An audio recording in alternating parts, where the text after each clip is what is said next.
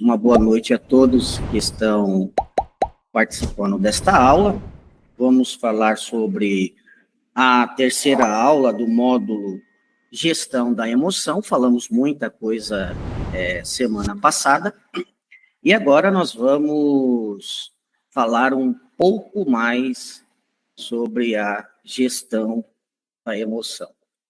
Então, funciona da seguinte maneira. Deixa eu ver se é para lá ou para cá. Para cá, isso. Então, falamos bastante coisa sobre gestão da emoção semana passada, na aula 2.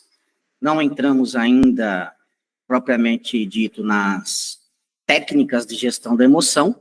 Vamos fazer hoje. Existem muitas coisas importantes que tem que ser abordado aqui, que será abordado aqui. Eu tenho certeza que você vai crescer muito com esta aula de hoje. Assim que eu disponibilizar o vídeo, que você possa compartilhar para o maior número de pessoas, porque agora começa, então, literalmente as técnicas, que é a TGE, as técnicas de gestão da emoção. Então, a nossa aula 3, vamos falar justamente sobre técnicas de gestão da emoção. Eu vou abordar 3 técnicas. E antes de começar a abordar, me permita mostrar aqui para vocês, eu estou com fundo aqui, isso, aqui. Gatilhos Mentais, esse livro aqui que eu ganhei, que vou estar lendo aqui, provavelmente no Imersão de Cura, vou estar abordando ele, e também um livro muito bom, Armas da Persuasão, tá bom? Armas da Persuasão. São 2 livros que eu ganhei, que eu vou estar lendo nessas férias, para conseguir aí ver se aborda esses temas, principalmente os gatilhos mentais, na cura, imersão de cura. Nosso mapa mental desta aula, vamos aprender sobre técnicas de gestão da emoção, vamos ter uma introdução aqui do que se trata a gestão da emoção em si, TGE 1, técnica de gestão da emoção 1, que é reeditar as janelas traumáticas ou construir janelas saudáveis. Esse vai ser nossa primeira técnica. Como é que se faz isso? Segundo, a segunda técnica é não deletar de sua história as pessoas que o frustraram. É fácil? Não, mas por isso que é uma técnica. E terceiro, pensar antes de agir. Muito difícil isso. Muito mesmo, mas temos que tentar colocar em prática tudo isso. Então, repetindo a nossa aula de hoje, técnicas de gestão da emoção, uma introdução. Técnica número 1, reeditar as janelas traumáticas ou construir janelas saudáveis. Técnica 2, não deletar de sua história as pessoas que o frustram e pensar antes de agir. Como sempre, temos aqui um conselho do Dr. Augusto Cury. A gestão da emoção treina o ser humano a não ser vítima de suas mazelas, e sim autor de sua própria história. É por isso que a gestão da emoção veio para substituir justamente a técnica me fugiu aqui, é tanta técnica, a inteligência emocional. Desculpe esse lapso repentino de memória. Então, veio para substituir justamente esta técnica também, que é muito boa, que é você saber se relacionar com os outros, mas a gestão da emoção veio para justamente fazer isso. Na aula de número 2, trabalhamos um pouquinho a diferença entre gestão da emoção e justamente a inteligência emocional. E se você não teve a oportunidade, no nosso grupo, está lá a aula de número 2, temos a aula 1, a aula 2, gravada tanto em áudio ou também em vídeo, e você pode ficar à vontade de assistir quando você bem entender. A gestão da emoção, então, vai treinar você para que você não seja vítima dos seus erros, das suas mazelas, e sim autor de sua própria história. Então, aqui está. Eu falei que era na aula 2, mas desculpe, é agora. Você sabe a diferença entre inteligência emocional e gestão da emoção? Você consegue saber a diferença desta técnica aí de gestão da emoção? Então, você sabe qual é a diferença entre a técnica de gestão da emoção e a inteligência emocional? Na jornada para uma vida equilibrada, a gestão da emoção surge como um guia de mudança. Isso aqui é o diferencial. Ela surge como um guia de mudança. Do contrário da inteligência emocional, que se baseia em teoria, a gestão da emoção oferece ferramentas práticas. É aqui que nós vamos ter, então, a maior diferença entre um e outra. Então, na jornada para uma vida equilibrada, você precisa, então, da gestão da emoção para que você possa mudar. É para isso que serve a gestão da emoção, é para fazer uma mudança em você. Já a inteligência emocional se baseia em apenas teoria. Então, tem muita gente aí oferecendo o curso de inteligência emocional, mas a gestão da emoção vai te dar aí um upgrade muito grande na sua vida. E é isso que você precisa entender. A gestão da emoção, para você ter uma ideia, ela tem muitas filhas e filhos. É isso que você precisa entender. E quais são essas facetas da gestão da emoção, se assim posso dizer? Você aprende sobre o amor. Essa é uma das filhas e filhos da gestão da emoção. Amor. Que mais? A tranquilidade, a buscar a tranquilidade também. A sabedoria, é importante isso, você ter sabedoria. A solidariedade. Tudo isso aí faz com que você entenda, na gestão da emoção se trabalha estas coisas. Que mais? Você ser uma pessoa perseverante. Você ter domínio próprio. Você ser uma pessoa bondosa. E, por fim, aumenta a sua autoestima. Então, tudo isso aí é uma bela família de filhas e filhos da gestão da emoção, e nunca se viu eles uma família tão unida assim. Então, a gestão da emoção trabalha com o amor, a tranquilidade, a sabedoria, a solidariedade, a perseverança, domínio próprio, que é uma das coisas mais difíceis de ter, bondade e trabalhar sua autoestima. E mais? Você precisa, então, entender que treinar a emoção é desenvolver funções mais importantes de inteligência. Mais importantes. E o que é que você, então, vai treinar e vai desenvolver? Número 1, você vai aprender a gerenciar os seus pensamentos.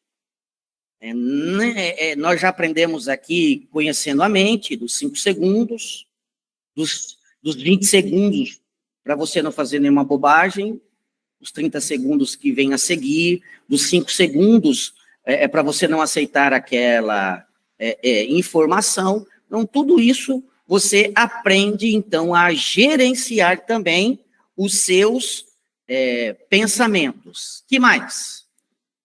Proteger a emoção nos focos de tensão, que é muito difícil. É muito complicado, mas você vai aprender a proteger a sua emoção quando você estiver muito tenso.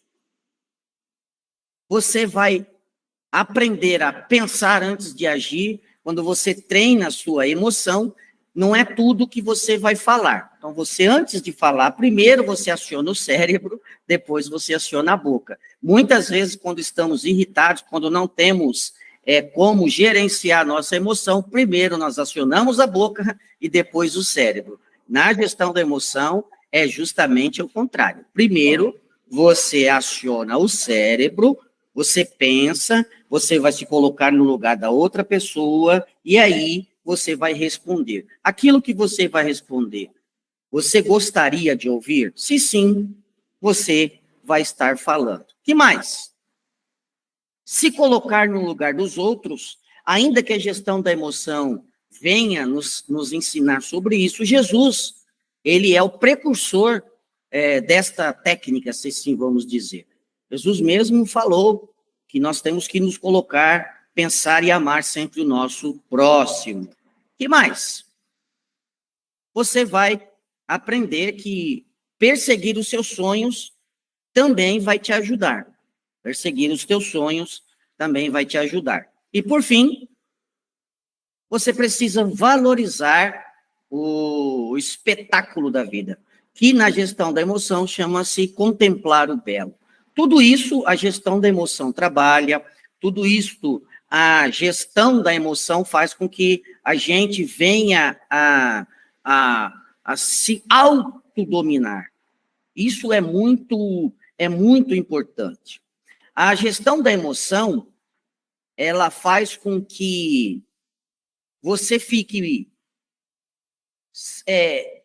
para você ter uma ideia, a solidão, a baixa autoestima, a ansiedade, a fadiga, a irritabilidade,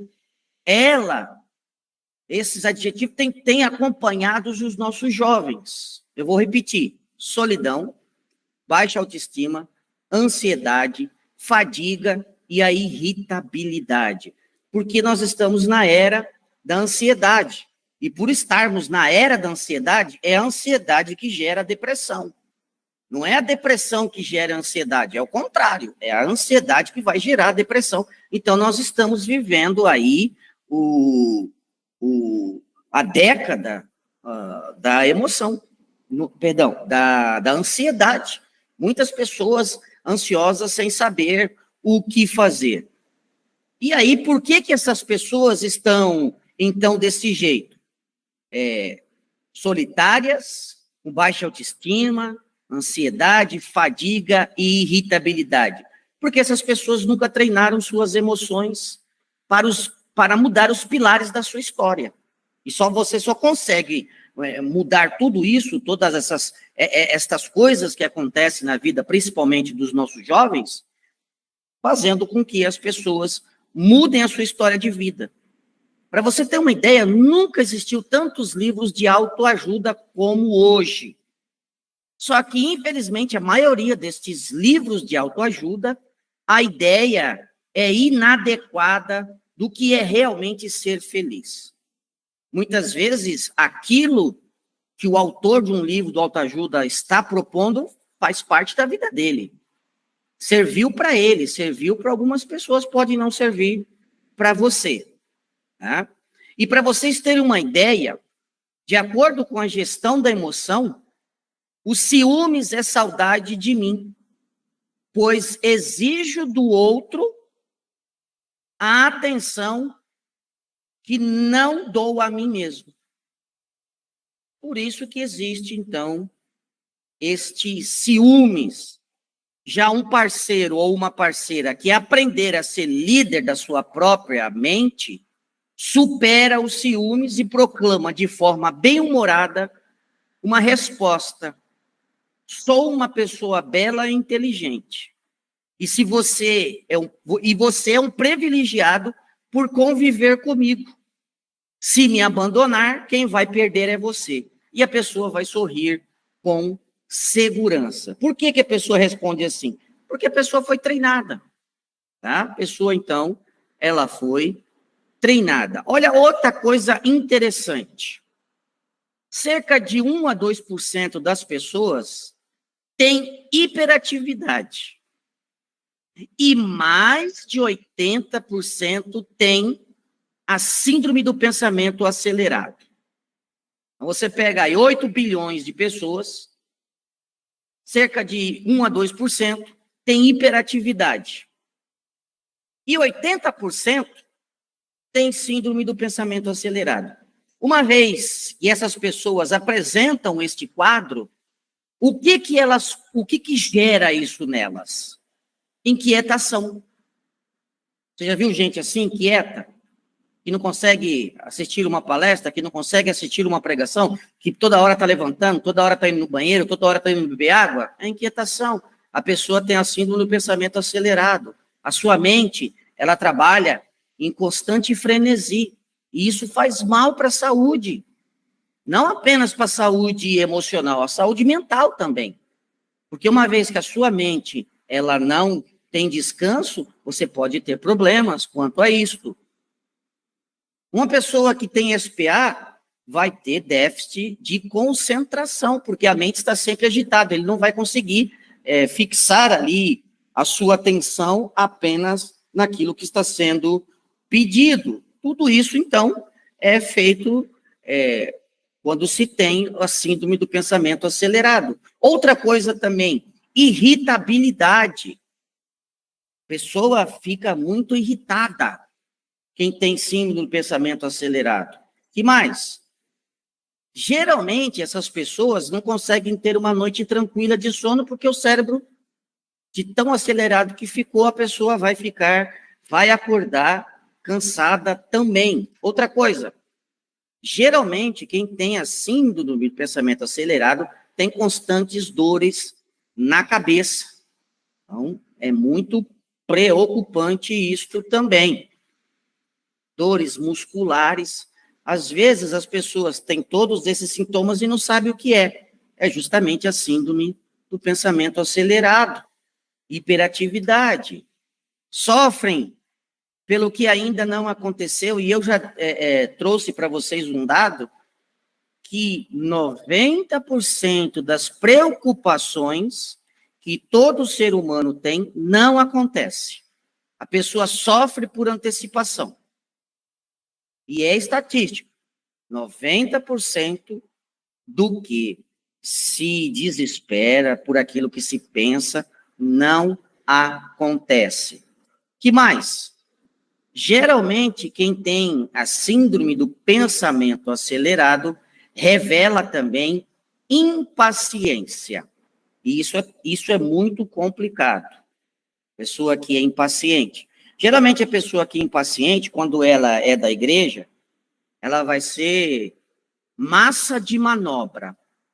Então, ela vai numa igreja, muitas vezes à procura de uma revelação, e ali a pessoa sai comumente da sua igreja, da onde é pregada a palavra, onde é pregado o evangelho, corre atrás de uma revelação e não sabe qual é o espírito que tem nesses lugares.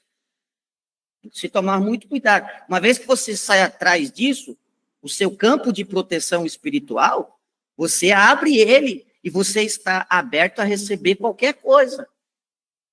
Você não vai fazer igual os bereanos que ouviam o apóstolo Paulo e viam se aquilo que estava sendo pregado batia com as escrituras. Por quê? Porque eles não eram impacientes. Quem é impaciente vira massa de manobra.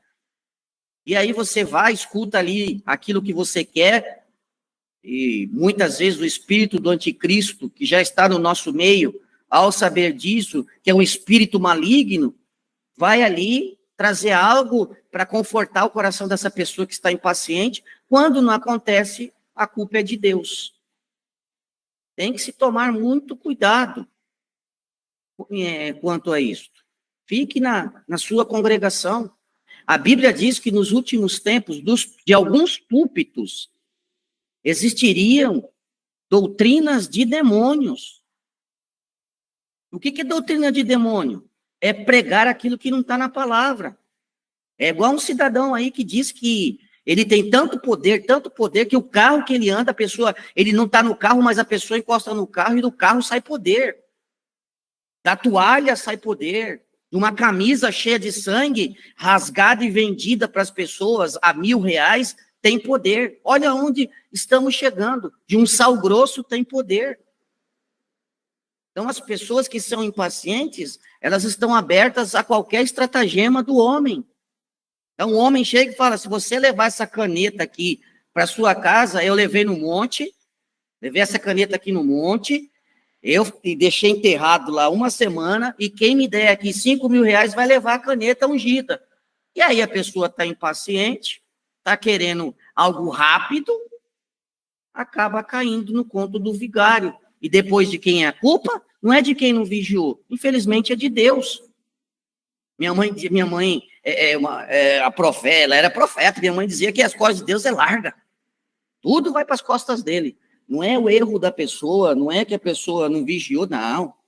Paciência.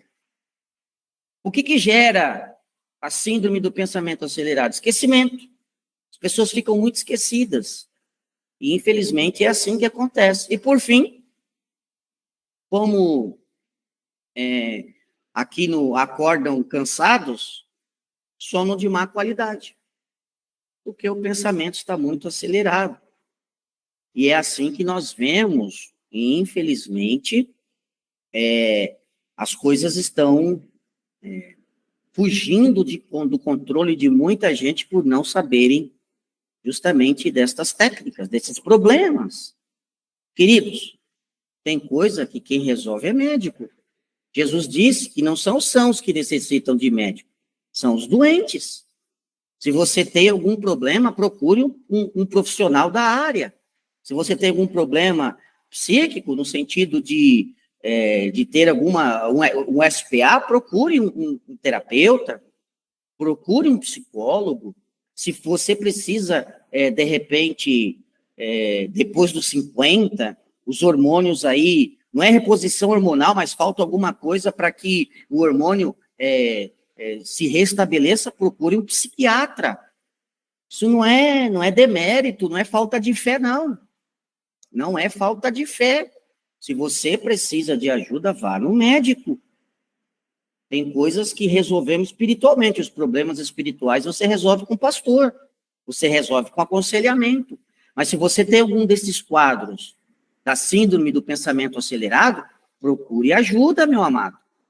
Porque senão, você, além de ter uma péssima qualidade de vida, você vai gerar para os seus parentes, para a sua família, uma péssima qualidade de vida. Vai chegar um momento que nem você mesmo vai estar se aguentando.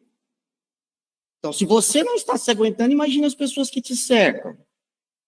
E uma coisa que nós precisamos aqui entender é que se cuidar de si mesmo é demonstrar amor para com a sua vida. Você lembra do filho pródigo? O filho pródigo saiu de casa, o pai falou, mas de repente ele falou, não, isso aqui que tem que fazer sou eu. Vou me levantar, eu vou voltar para a casa do meu pai, ainda que ele não me receba como filho, eu vou ser um jornaleiro dele, eu vou ser um trabalhador rural, porque na casa do meu pai, pelo menos, eu era tratado com dignidade. Então, tem coisa que somos nós que fazemos, tem coisa que somos nós que levantamos, tem coisa que somos nós que procuramos.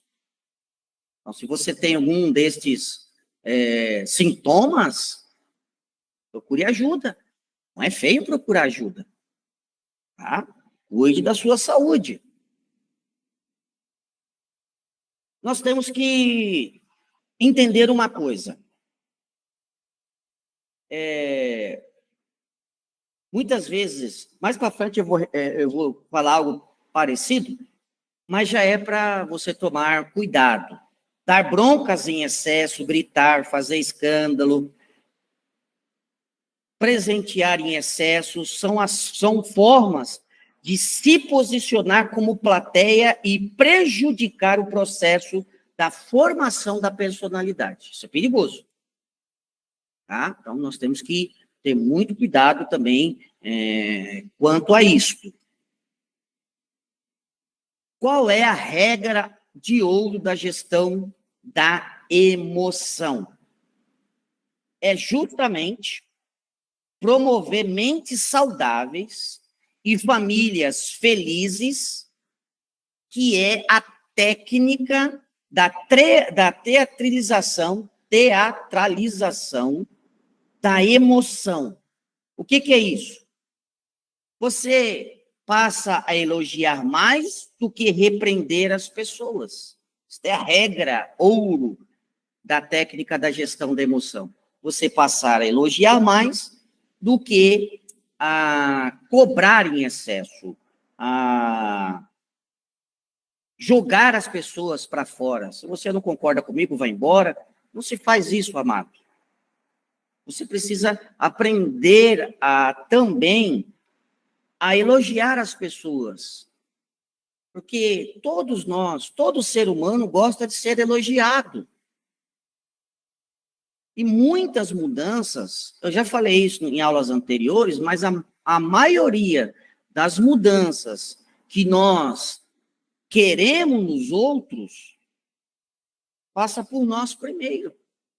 Por isso que a regra ouro é você fazer a teatralização e, junto dessa teatralização, você passar a elogiar mais as pessoas do que simplesmente ser um poço de regras. Bom, vamos acompanhar agora, então, as técnicas que vão transformar ou que transformarão sua vida e, por que não dizer, de pessoas que você vai ajudar. 90% daquilo que você ensina, você guarda. É importante destacar isso. É muito importante, então, destacarmos esta verdade. E qual é a primeira técnica da gestão da emoção? Qual é a primeira técnica?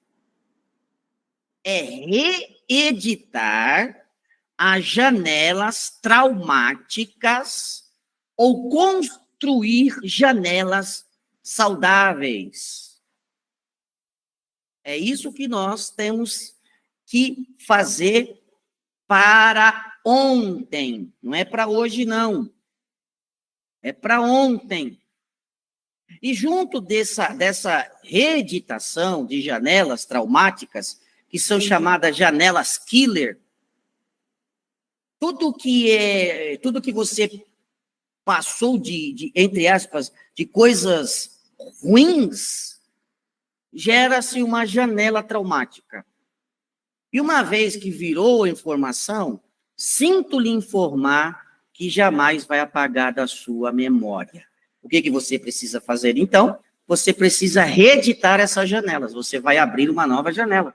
Quando vier o cérebro aparecer com a informação, você vai ter uma outra informação. É reeditar ou construir janelas saudáveis.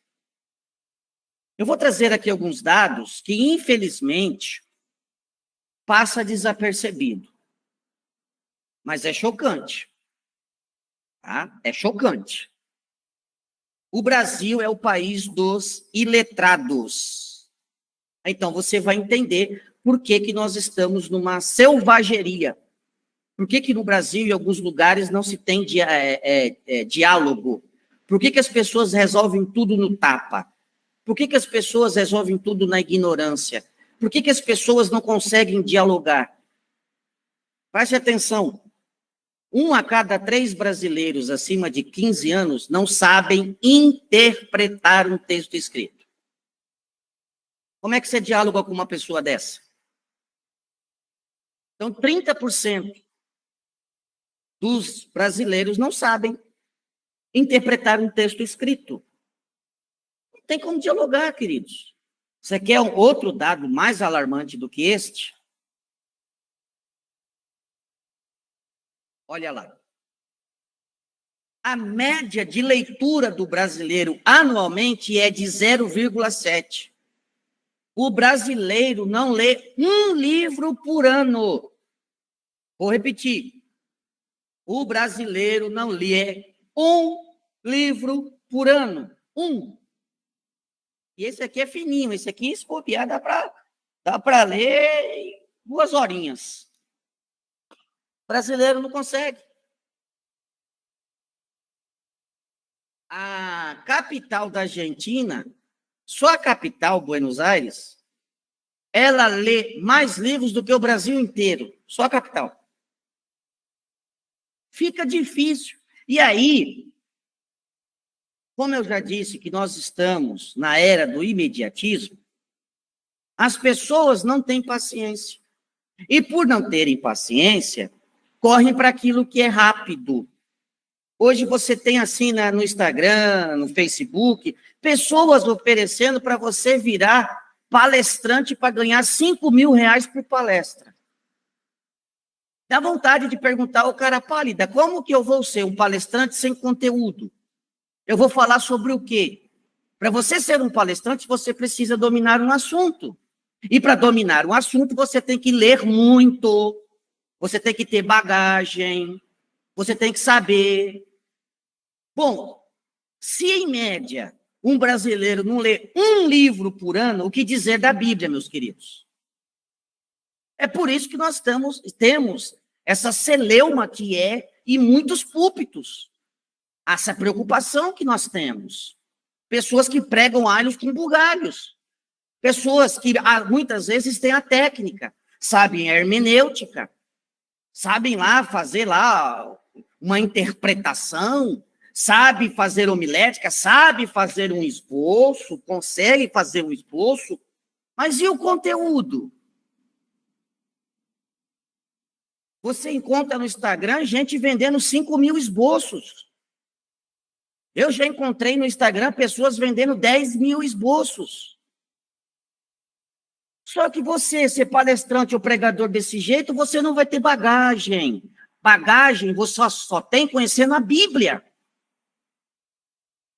Jesus foi o maior profeta que usou a expressão, está escrito. Nunca lestes, nunca observastes, nunca lestes na lei de Moisés, dos profetas. Queridos, é preocupante. O nível cultural do brasileiro é pífio. Eu conheço pessoas formadas na faculdade que não sabem escrever direito. Tem diploma acadêmico, mas não sabe escrever direito, não consegue se pronunciar direito. O que é isso? Falta de leitura. Você só vai conseguir ser uma pessoa com bagagem investindo na leitura. Mas a minha preocupação é saber que os brasileiros não leem um livro completo por ano. E aí eu te pergunto, existe critério, então, para consagração? Para ser diácono, existem lá os critérios. Está lá, 1 Timóteo. Perdão, está lá em Atos. Está lá em 1 Timóteo. Uma das coisas que o diácono tem que ser é apto ao ensino. Presbítero, está lá, Timóteo. O bispo, Timóteo fala, Tito fala. Pedro fala sobre como deve ser o pastor. É por isso que no meio pentecostal o que mais se tem são gritos, berros. Existe um humorista que falava que o salário, eu digo para vocês que a qualidade bíblica, é preocupante, amados. Infelizmente, estão dando palha em vez de uma grama verdejante para as ovelhas. E é por isso que nós temos aí tantas pessoas saindo das igrejas. Antigamente, os pastores seguravam as pessoas na igreja, amaldiçoando quem saísse, jogando medo em quem fosse para outra igreja, e que saísse da cobertura espiritual, que isso não existe. Não existe cobertura espiritual. Eu não estou debaixo de cobertura espiritual humana de ninguém, eu estou debaixo da cobertura espiritual de Jesus. É sobre o sangue dele, é debaixo do sangue dele que eu estou protegido. Nenhum homem protege aquilo que Jesus veio fazer. Quem morreu por mim foi Jesus, não foi ser humano. Não tem esse negócio de estar debaixo na cobertura, não, isso não existe. E aí as pessoas não leem, as pessoas não pesquisam e são presas fáceis. Infelizmente, as pessoas são presas fáceis. O que mais? Isso é preocupante. Na Finlândia, a média de leitura está entre 15 a 18 livros por ano. Isso é uma vergonha para nós, irmãos. Eu estou falando que cada finlandês lê no mínimo de 15 a 18 livros anualmente. Quem não lê não tem cultura, ponto. Tem gente que se gaba de não ser culto. Por isso que nós estamos, o Brasil está do jeito que está. Por que a direita não é unida? Porque não se estuda história. É simples, meus amados. Não se estuda. E mais? Isso aqui é preocupante demais, irmão. O Brasil é o país do QI baixo. Coeficiente de inteligência. O QI médio da espécie humana desenvolvida é de 90 a 100. 90 a 100. Por que tem essa alta média? Porque as pessoas leem. Olha o Brasil. Olha o Brasil. Olha como é preocupante. Quanto vocês acham que é o Brasil? Olha aí, ó. 83. Sabe, queridos, é preocupante. É por isso que a maioria das pessoas não tem gestão da emoção, porque isso é intrínseco de um povo. Então, quando nós vamos ter que resolver o problema de alguém, entre aspas, existe todo um bojo que precisa ser analisado. Só para você ter uma ideia, para você, se você quiser entrar no exército americano, o exército americano tem um teste, que é muito caro esse teste, mas ele aplica nos seus soldados. Para você ser membro do exército americano, seu QI tem que ser, no mínimo, de 85. O brasileiro, então, não pode entrar no exército americano, a grande maioria. É óbvio que tem brasileiro que tem um QI muito alto. Por quê? Porque lê. Porque foge da mesmice, porque não está no mesmo balaio de gato, como me dizia minha mãe. Gente, um brasileiro comum, que está enquadrado no QI de 83, não pode se alistar no exército americano. E aí nós temos uma constatação. Isso é preocupante. Aquele que não possui inteligência vai sempre apelar para a violência. Não adianta ficar bravo, que é isso aí. Vai sempre apelar para a violência. Porque não tem QI para conversar, não tem QI para dialogar. Como é que você vai reeditar uma coisa se você não tem uma inteligência? E que adianta ensinar inteligência emocional se você não tem a técnica de gestão da emoção? Isso aqui é preocupante demais, irmão. É para lá de preocupante.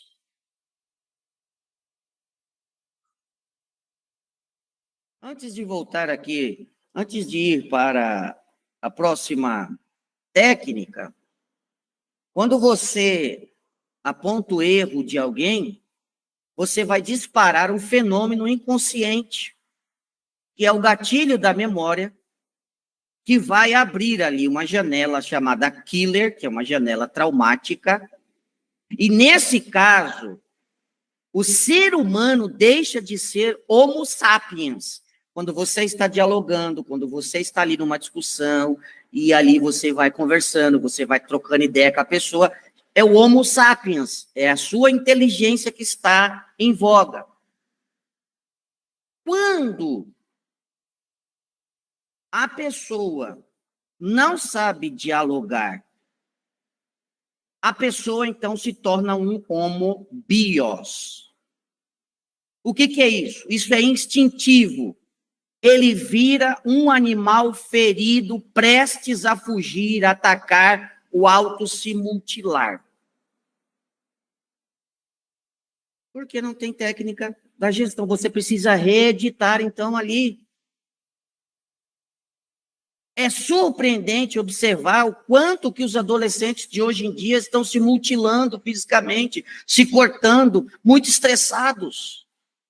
Porque eles estão vivendo em janelas killer. Você precisa reeditar, você precisa pensar em outra coisa. Você precisa fazer o seu cérebro respirar. O Homo sapiens não tem como anular arquivos de sua memória por vontade consciente. Ele consegue, então, reeditar essas janelas killer. E o que é isso? Você enxerga novas experiências nos focos de tensão.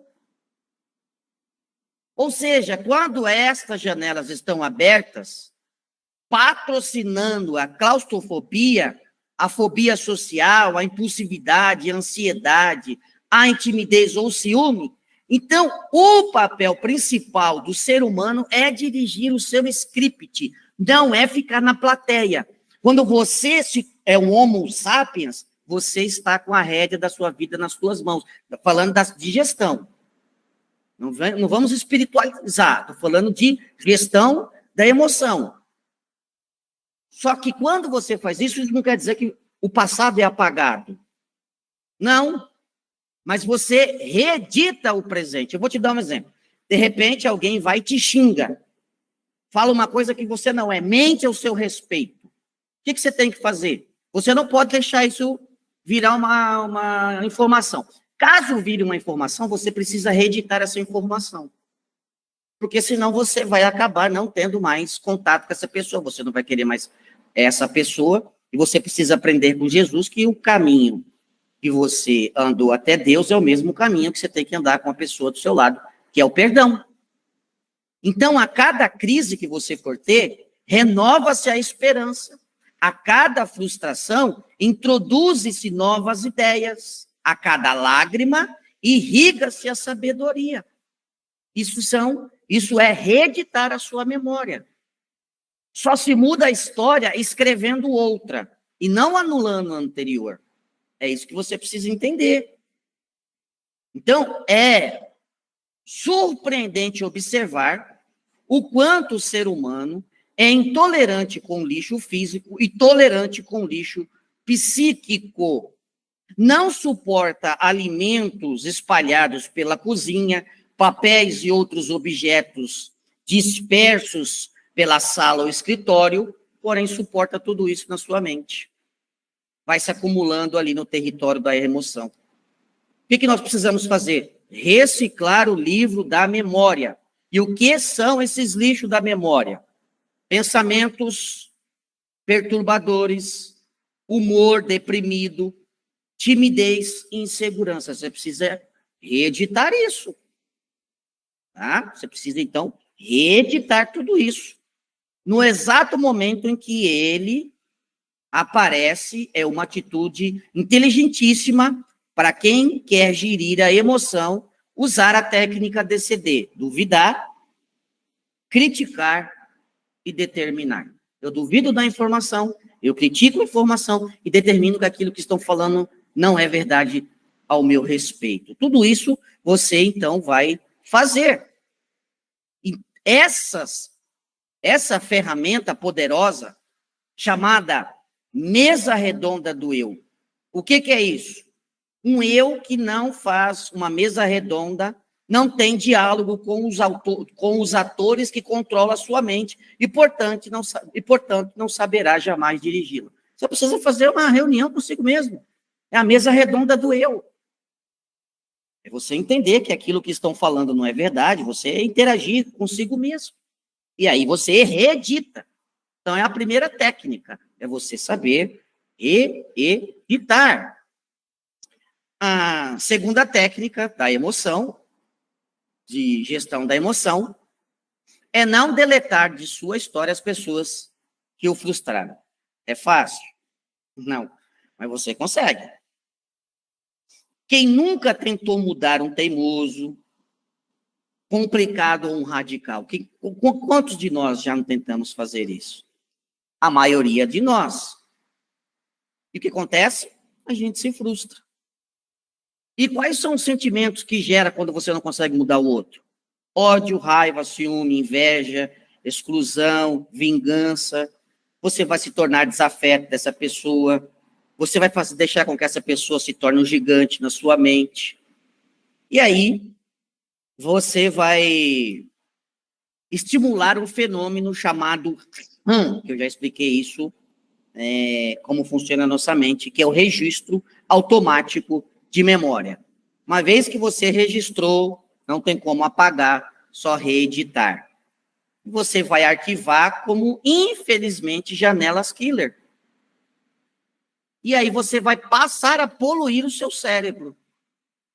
Porque você vai tornar uma pessoa que exclui os outros, que você sente raiva do outro, que você sente ódio, ciúmes, inveja, e por aí vai. Você, então, polui a sua mente. E você, em vez de reurbanizar a paisagem da memória, é isso que você precisa entender. Outra coisa que você precisa entender é ferir. Quem nos feriu é um modo de superar a violência. Perdão. Ferir, quem nos feriu é um modo de perpetuar a violência e engrandecer quem não merece. Não faça isso. Uma mente livre não é quem se livra das pessoas que a ferem, mas sim uma mente que não gravita na órbita destas pessoas. Uma mente que segue uma trajetória própria. Por trás de uma pessoa que fere, há sempre uma pessoa ferida. Conviver em sociedade exige gestão da emoção. Imagina na igreja.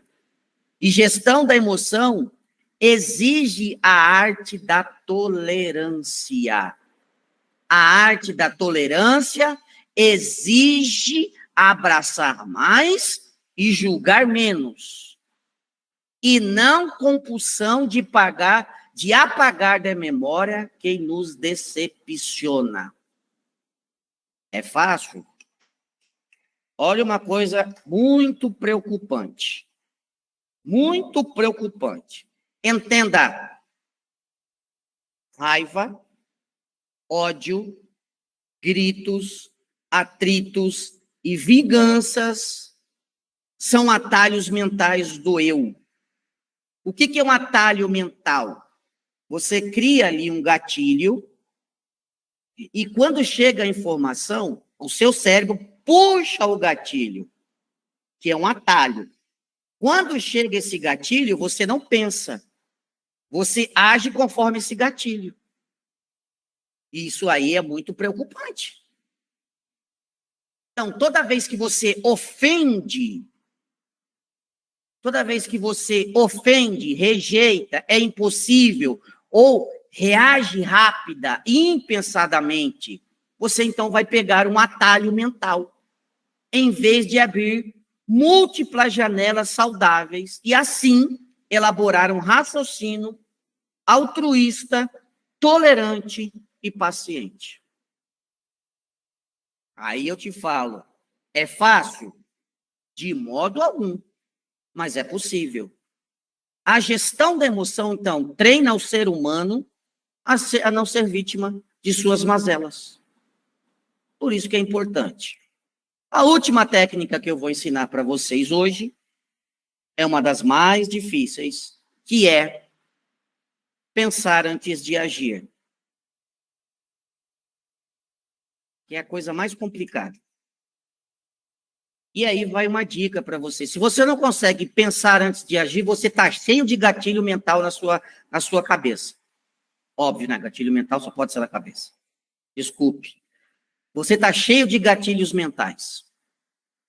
E uma vez que você está cheio de gatilhos, você não para pensar. É automático. você já sai respondendo você não pensa, então você vai para a fuga.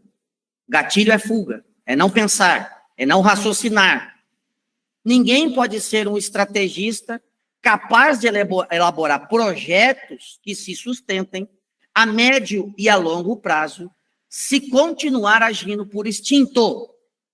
Ser impossível viver aprisionado pelas armadilhas mentais, os gatilhos. Pessoas que reagem assim não estão preparadas para dirigir uma empresa, uma instituição, quanto mais a própria vida. Existem muitas pessoas que têm esses gatilhos, muito mais que você possa imaginar, que são pastores de igreja. Que ao se verem acuados por alguma coisa, saem disparando para todo lado. Por quê? É a fuga do eu. Não param para raciocinar. Mas essas pessoas podem se reinventarem, se aprenderem a gerir a emoção. Então, nós devemos treinar diariamente a habilidade de pensar nas consequências do nosso comportamento, daquilo que falamos. Você é senhor das palavras não ditas e escravo das que você fala. Por favor, aprenda isso. Você é senhor das palavras não ditas, porém você é escravo daquelas que você menciona. Então, precisamos aprender a recolher as armas durante os focos de tensão e frustração, a não ser escravo da ditadura da resposta imediata e, acima de tudo, se dar o direito de pensar antes de reagir. Isso tudo é vital para desatar cárceres psíquicos, construir respostas brilhantes e edificar relações saudáveis. Ninguém fez melhor isso do que Jesus. Ninguém. Ninguém fez isso. Sob o ângulo da gestão da emoção, forte não é quem tem força física, e sim intelectual. Não é quem grita, mas quem expõe suas ideias de forma branda. Não é quem pressiona para subjugar os outros, mas quem usa o diálogo para influenciar pessoas e lhes dar o direito de criticar. A força produz bajuladores, a inteligência produz amigos, o poder cultiva servos, porém, só o diálogo produz mentes brilhantes e livres. São essas 3 técnicas que nós aprendemos nessa noite. E o meu conselho para você, o meu desejo, é que você coloque em prática tudo aquilo que você ouviu, tudo aquilo que você tem aprendido nesta noite. Meu desejo é que o Espírito do Senhor possa pegar esta aula, pegar todos esses dados, tudo aquilo que foi falado e incutir na sua mente, para que você tenha uma vida, uma qualidade mental, uma qualidade de vida melhor. Muita gente diz que o melhor de Deus está para vir. Não, o melhor de Deus já veio, o nome dele é Jesus, ele veio, morreu por nós e deixou um paráclito, que é alguém parecido com ele. Não, é alguém igual a ele, que está dentro de nós. Quando nós temos Jesus, ele está dentro de nós. Que ele possa pegar estas palavras e no momento certo, como diz Jesus em João 14, as palavras que ele tem falado, que você tem aprendido, no momento certo o Espírito Santo falará contigo. Que Deus possa abençoar a todos vocês. Nós vamos dar uma pausa nas nossas aulas e vamos voltar no final de janeiro. Boas festas a todos, Deus abençoe, em nome de Jesus.